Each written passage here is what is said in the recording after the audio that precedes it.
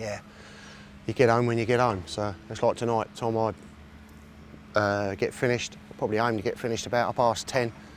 Come back in here, I've got 2 hours moving the corn off the drying floor into the main shed, and that gives us somewhere to tip wet grain tomorrow first thing, and then a safe double handling it. So yeah, so it's going to be a 12 o'clock finish at the earliest tonight. So that's the way it goes this time of year. But then I play hard. But as soon as the work's done, I've only got to do it once. As soon as the work's done, I can then get on doing my pigeon shooting. It's like other years, like last year, I shot a hell of a lot of pigeons because the combining was finished. End of July, I was all finished and wrapped up. So I had loads of time to fit my pigeon shooting in round my work. But this year, it's just I've done no pigeon shooting at all. The last time I went pigeon shooting was when you come down. That was over a month ago. So I've got loads of pigeons I could have shot, but just haven't had the time. So That's shooting for you, mate. That's shooting, yeah. But I work hard this weekend. Like I say, I've got the rape to put in next week. I'll get that done, and then I can start chilling out before I start putting the wheat back in 2 weeks' time. It's back on again. It's never ending. But yeah, once it's done, it's done. I'll probably end up going and working for someone else, helping them out then, but that's the way it goes. So, workaholic. So what type of farmer are you?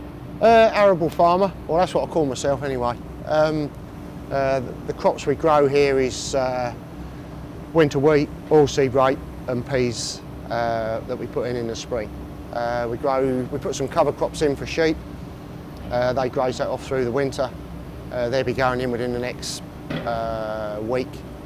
Hopefully some of it will be going in today, but within the next week that'll be going in. They graze that off just after Christmas or around Christmas, and then that's where the peas go. So it just helps break up the soil, having the cover crops in there. So but that's where we are. So, and you've come to spend the day seeing what I do. Well, I've done half a day's work before you got here at 7 o'clock this morning. But hey ho, now you know where I am and what I'm doing. So it's not all about me going pigeon shooting every day, I can assure you. So, but we'll talk more about that later on. So right, let's get on. At the moment I'm just greasing it. All these bearings have to be greased. They've all got hours on them for when they need to be greased. It comes up on the computer in the cab and tells you when the combine's done X amount of hours and what ones need greasing. It's due for its 100 hours grease up one, and that's going round. Some of these only get greased every 10 hours. Some get done 50, but it's the 100-hour one now, so I'm just running around that. Yeah, just greasing everything up. Take the air filter out. I checked the oils early this morning, so I just got the air filter to blow out. Fill it up with diesel, and then we're good to go. Yeah, so it's quite self-explanatory. And then you just go around, check all your belts, check your chains for tension and everything. Just run around them. So everything's good. Well, I hope it'll be good anyway. It's a new combine, so it wants to be good really. But no, she's been going really well, which is good. We had a few niggly problems, but you always get that with new combines, new cars, new machines. Yeah, so this time next week, hopefully she'll be redundant till next year. So all that money, and she's going to stand in the shed then. And they never go wrong when they're in the shed for the winter. They only go wrong when you get them out.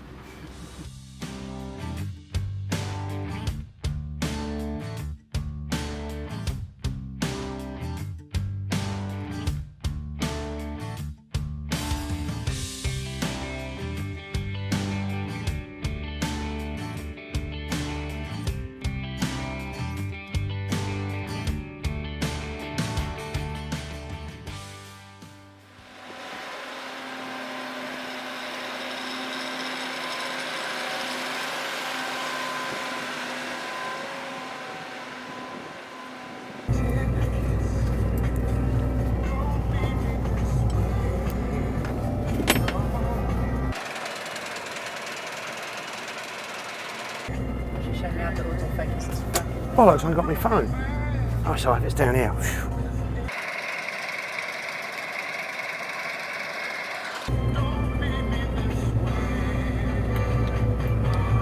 I'll turn that off. So what crop is it? We're cutting a crop of winter wheat. Crop of winter wheat. Yep. As you can see, with the rain we've had, we've got bits that have gone flat, and it's such a nightmare trying to cut it. That's why it's taken so long, and that's why it's taken so long for the crop to dry. Pause a second, let me just get the flat bit. As you can see, it's flat, and you've got to pick that up off the ground and get it to go through. It's not easy, as you can see. But what hasn't gone flat, this was ready to cut probably 3.5 weeks, well, a good 3 weeks ago at least. And the weather just hasn't, it's just been relentless, the rain has. And you watch the weather and they say, oh, it's going to be dry, it's going to be dry. And it just don't come. You see it's blocked up down on there now.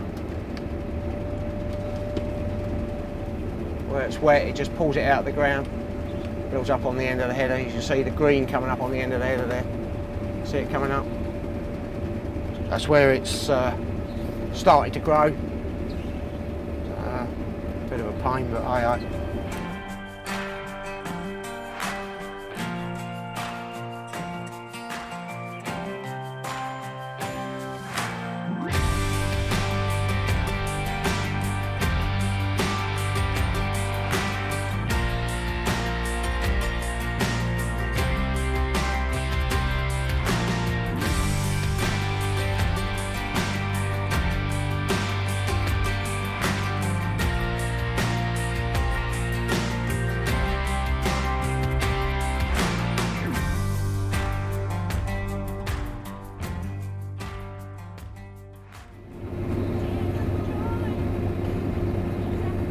That takes a bit of skill, doesn't it, to drive alongside at the same?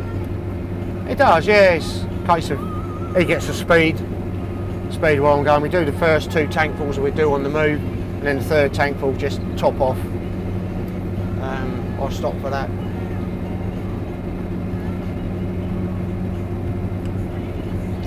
It just saves time. I've done another 80-90 yards up the field while unloading, so.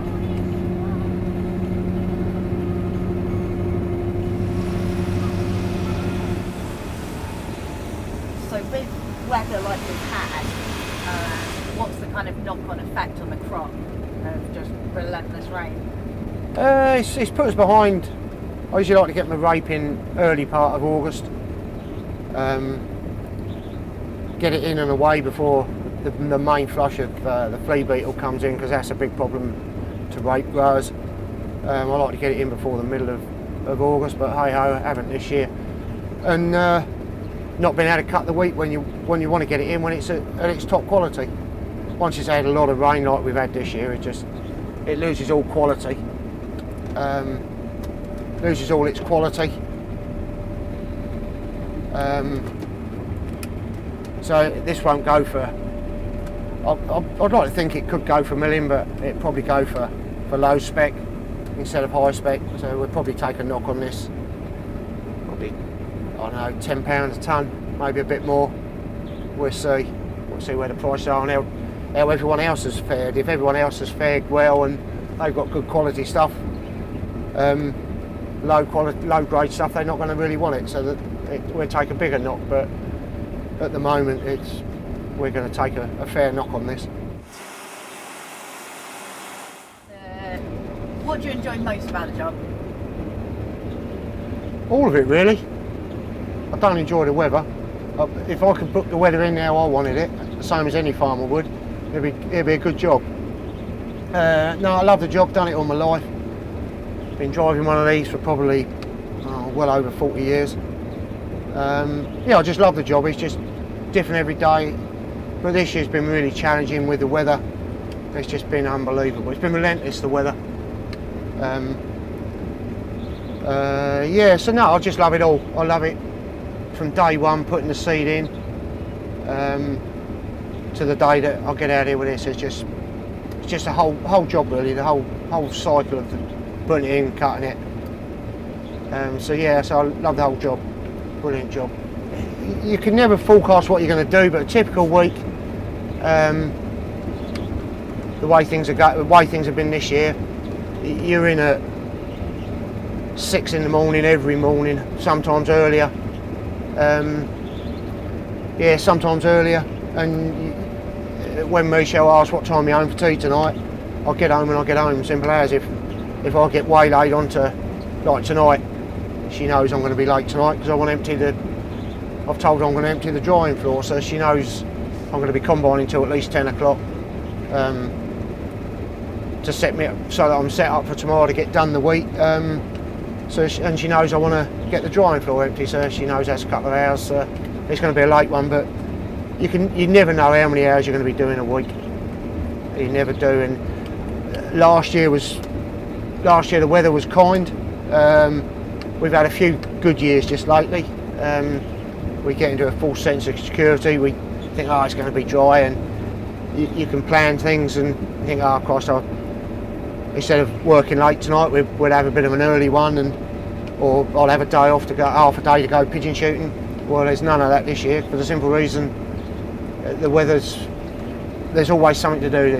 I've got grain to move off the dryer, so that's why you're sitting here today filming me doing my job, and people can see that I don't just go pigeon shooting.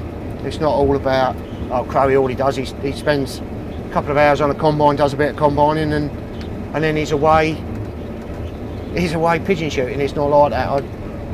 If I get the work done, I can have half a day. I can grab half a day or a day here, there and there, going pigeon shooting. But this year is none of that. I haven't had a day on the pigeon since you last filmed with me, which was, what was that, 4 or 5 weeks ago? Yeah. Oh, there you go. That was the last time I went pigeon shooting. So. But then they still need to be shot because you've literally just. They do need to be shot. Down, yeah, I've got Gary +1. He's coming down.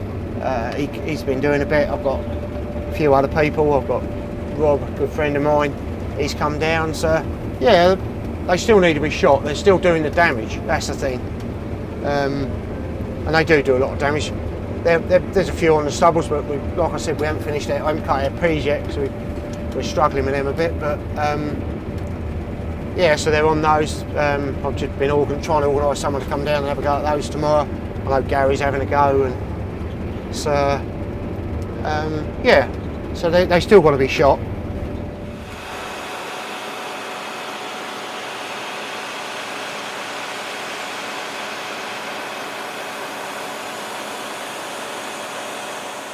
This is a moisture meter. You change the chip on the end, depending on what you're cutting. This chip is for the winter wheat.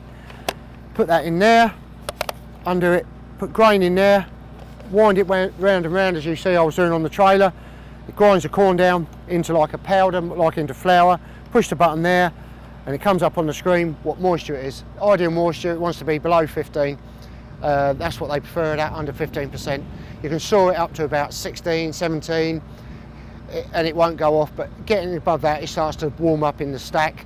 Not a good idea because you get beetles and bugs in there and it's just a pain.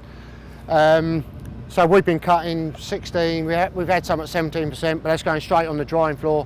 We've got 2 drying floors, so that's dried. Today I've just been up in the top there. That last lot I sampled that was 15.2, 15.3. I checked it in the trailer for the simple reason I've got a moisture meter in the combine. So the moisture meter in the combine was reading 15.4, 15.5, so that's just above. So I just put a minus on that in there, so the moisture meter on the combine marries up with this, so I know roughly where we are. So that was the reason for that. That last load we've taken off, that was quite a nice sample. That's going on to a separate floor. That's going to be dressed for our own seed next week. So that's ready for us to sow within the next next 3 weeks, going in back in for next year's winter wheat. So that's the plan for that. So all aspects of pest control in this place are down to me. I do have people come and help me with the deer. When I'm sitting on this combine, I can't be shooting deer and they're still doing damage in the wheat that we haven't cut. So I've got people coming shooting, good friends that come and shooting. So Gary comes up.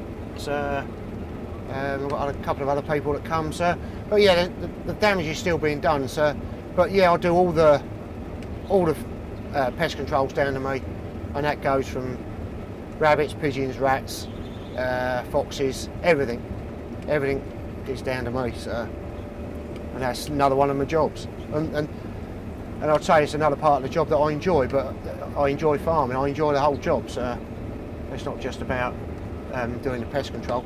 It's like the pigeon shooting. I enjoy that, but it's a job that's got to be done. That's the thing. It's and these people that go out shooting pigeons, they're doing it. They're doing it as because they enjoy it and it's fun. But they get there again, they're doing us a favour. So, and this time of year, like shooting pigeons, now is the time to really get on top of the numbers, because they're a lot. I wouldn't say they're easier to shoot. They're in flocks, smaller flocks, so they're not in big flocks like they are on the rape in the winter. In the winter, you can go out and you can sit there all day for 15, 20 pigeons. This time of year, you can go out and you can really get set into a few if they're feeding on standing wheat, and you can get on a bit of set aside where they're flying to it, or if you can get on a bit of stubble where they're flying onto some standing crops, you can pick the birds and you can make a big bag, and that's doing us a big favour.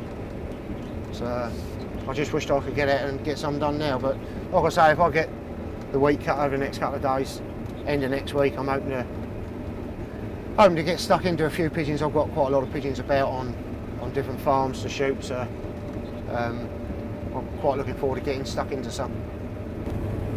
When I'm shooting, I go shooting as much as I can, and when I do go, I want the best that I think is on the market for me and for what I do. So as for cartridges, well, I'll start with cartridges because I've been using game bore cartridges for years. I used Kent cartridges for years, and then Game Bore bought Kent out, so I just stayed with Game Bore. I've been using them, I can't remember how long, forever. It seems like forever.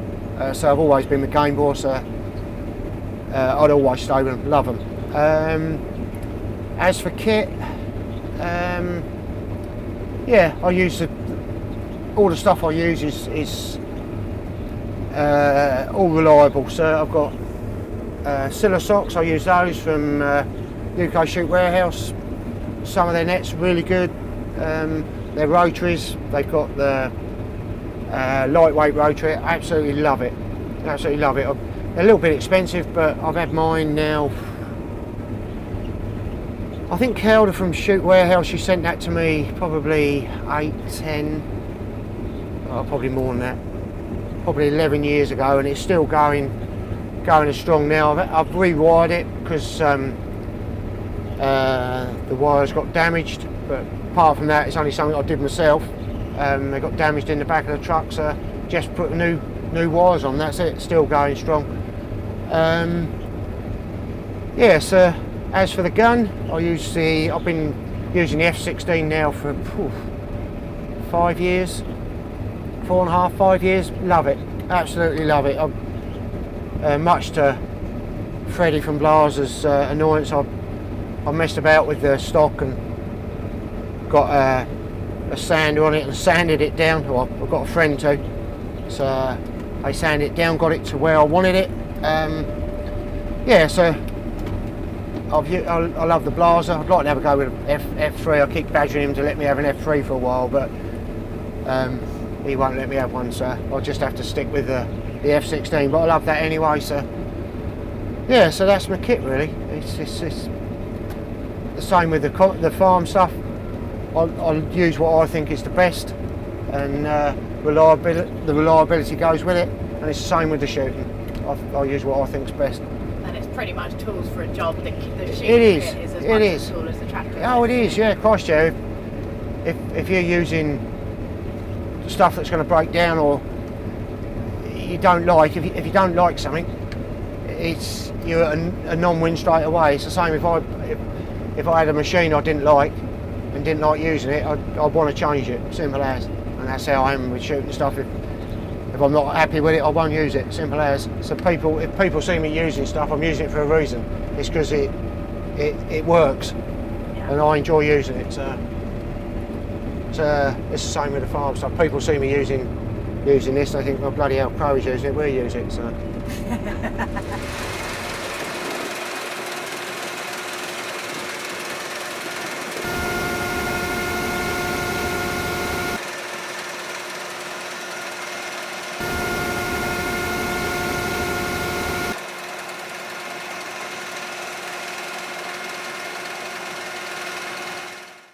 Right, so finished our bit with you two today. Get this field finished, I'll get on to the next block as I've been saying, and then get moved on. So I'm going to leave you two to it. It's cherry pie. Hopefully next month we'll be pigeon shooting. Cheers.